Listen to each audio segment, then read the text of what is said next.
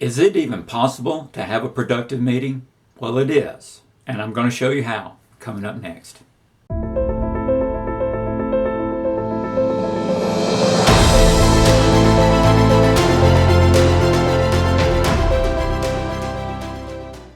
Welcome everyone to another episode of Leadership Roll Call, where we give you the tips to help you become a more successful manager.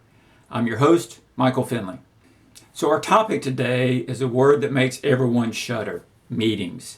We can't get away from them. Whether we're scheduling them, attending them, facilitate them, they're part of our everyday life and we can't get away from them.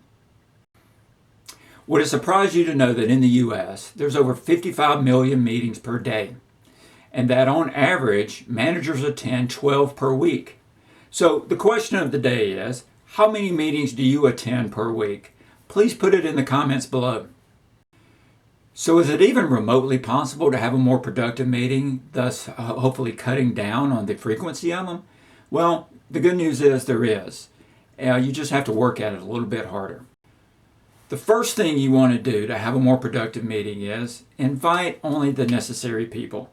Keep it to a minimum. If you have more than 10, you've got some spectators in there. Try to keep it to 5 or 7.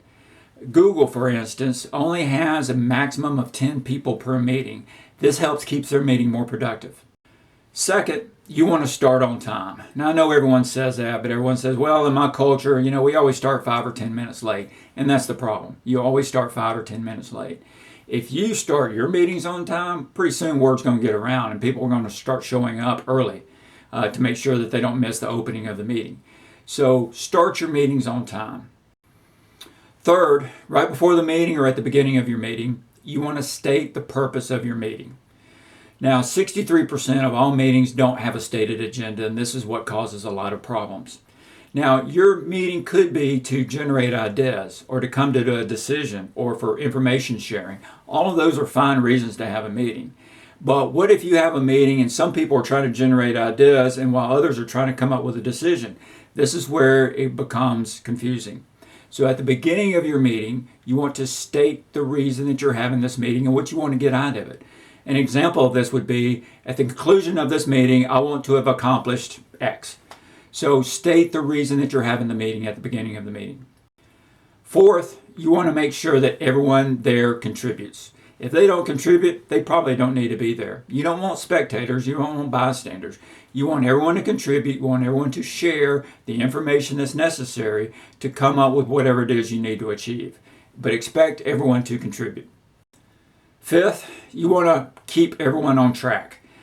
Now, we know sometimes in meetings, some people have their own agendas and some people want, an idea comes up and they want to go down that road.